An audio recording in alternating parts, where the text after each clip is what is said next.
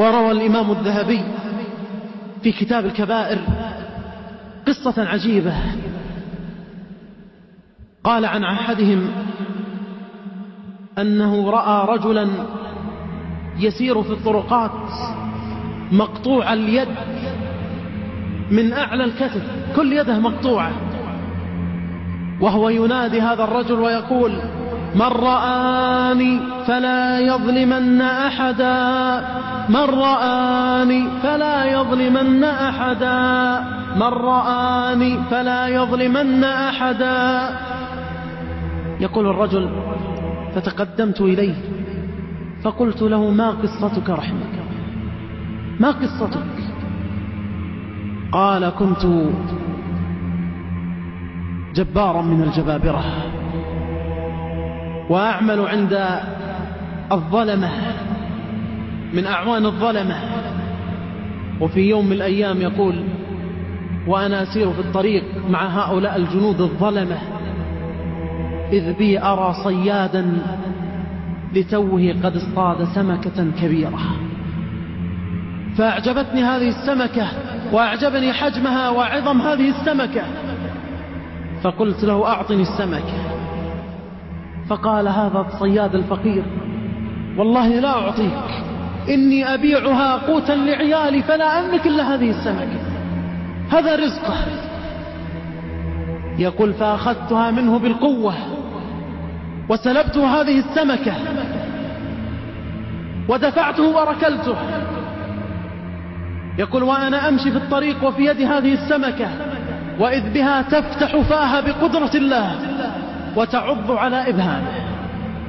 يقول: فراودني وأتاني من الألم ما لا يعلمه إلا الله، ألم عظيم شديد، وبدأ هذا الألم يشتد ويزيد، فشكوت الأطباء فقالوا لي: هذه بداية الآكلة، وإن لم تقطع هذا الإبهام فسيسري إلى كفك وستقطع الكف كله، فلتقطع الإبهام سريعا قبل أن يسري هذا المرض إلى الكف.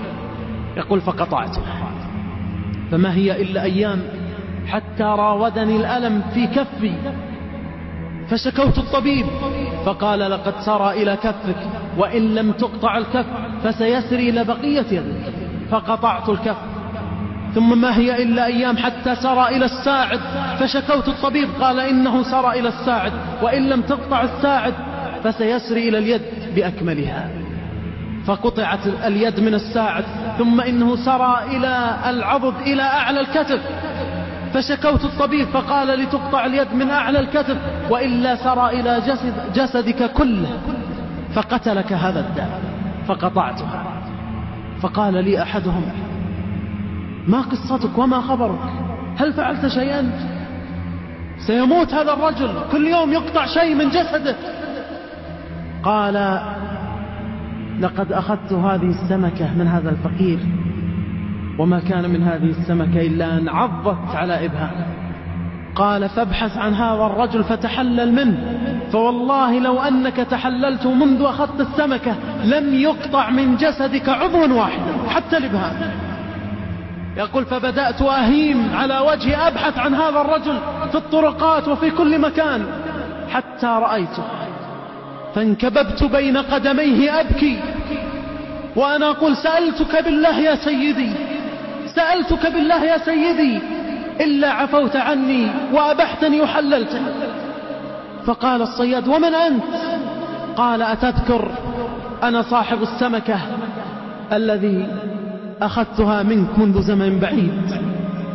يقول: فبكى الصياد لما رأى من حالي، وقال: والله قد أبحتك وحللتك لما رأيت من البلاء الذي حل بك، حل به من البلاء ما لا يعلمه إلا الله، لقد أبحتك لما رأيت من البلاء الذي حل بك وبكى.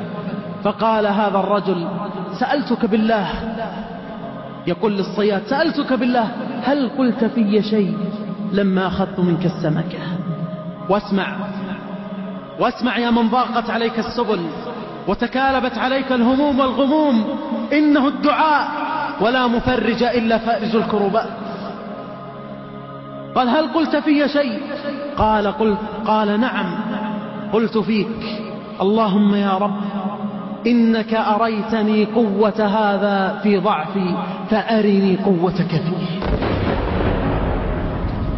اللهم إنك أريتني قوة هذا الظالم في ضعفي فأرني قوتك فيه. فحدث ما حدث لهذا الجبار. قال فوالله لا أعود إلى الظلم ولا إلى الظلمة.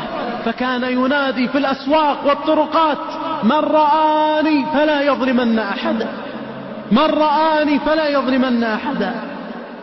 إنه الجبار جل وعلا.